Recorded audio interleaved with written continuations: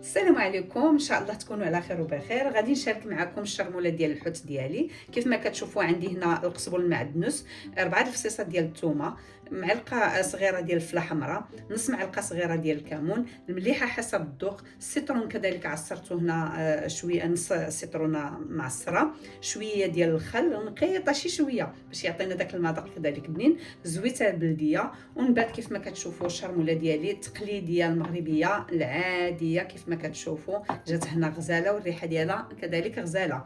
في هذا المول هذا درت كيف ما كتشوفوا مطيشه وحده وبصله وحده حمراء صغيره وجوج فصيصات كذلك ديال الثومه، شويه القزبر المعدنوس، زويته بلديه، شويه ديال الملحه ديال العطريه منها الملحه، وشويه ديال الابزار، شويه ديال الكمون، شويه ديال الفله حمراء، غير شويه شويه درت تماك وخلط كيف ما كتشوفوا هنا كلشي. هاد المطيشه هذه ولا هاد لاصوص هذه هي اللي غادي نحط فيها الحوتات ديالي.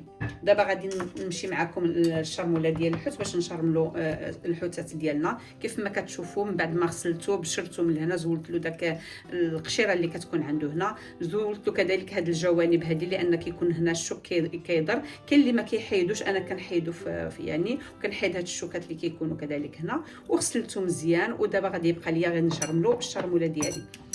غادي ندخل فيه هنا الشرموله لداخل باش تعطيه البنه وصافي. ما غادي نسالي الشرموله غادي نحطو في لاصوص اللي غادي نطيبوها فيه.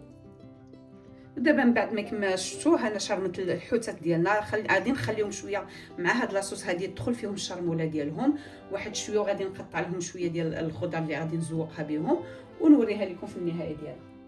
بالنسبه لهذيك الشرموله اللي شاط لي كتشوفوا قطعت فيها شويه ديال الفلفله الحمراء والخضراء، الفلفله اللي عندكم ديروها في الدار، وغادي نخويها هكا في هاد الجنيبات مع الحوت ونخليها طيب باش تعطينا واحد المذاق كذلك وشهيوه اللي كتجي زوينه. الفلفله والحوت يا سلام.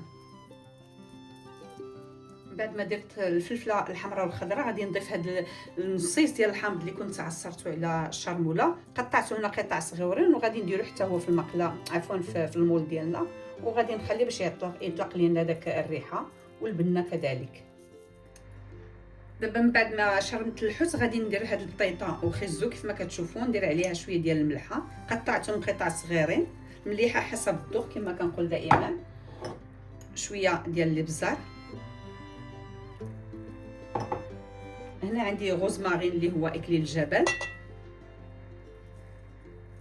كيعطيه واحد المذاق هائل.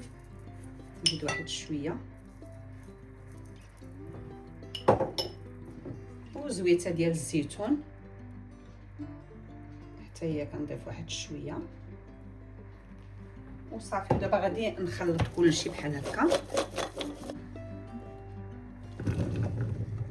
نديروها في الجبانه باش نديروها في الفران.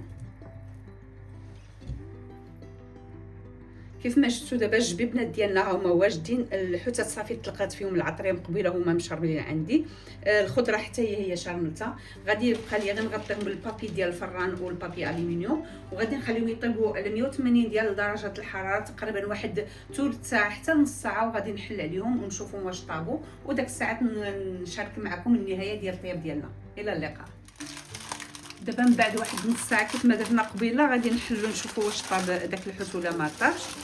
نتوما كتشوفوا غادي نشوف واش ما شاء الله الحوت صافي طاب لينا. غادي ندخلو يتحمر واحد شويه، وهاد لاصوص حتى هي تحمر شي شويه بحال تشرب الماء ديالها. بالنسبه للخضره كنشوف البطاطا صافي طابت ما شاء الله، جات غزاله. وهذا خزو مازال خصو واحد شويه 5 دقائق تقريبا هكا باش يزيد يدخل فيه الطيب. غادي نضيف لهم شويه ديال الملحه حيت جاوني ناقصين ملحه، ندوق هكا. ودابا غادي نردهم بالفران ونخليهم واحد 5 حتى ل 10 دقائق باش هاد المريقه هادي تنشف لينا ويتحمر الحوت شي شويه، والبطيطه حتى هي عفوا خزو حتى هو يزيد يدخل فيه واحد شويه ديال الطيب. شويه نتلاقى معكم. الشهيوه ديال الحوت ديالنا هي وجدات، كنتمنى تكون عجباتكم، بصحتكم وراحتكم معايا حتى شي شهيوه اخرى ان شاء الله. باي باي.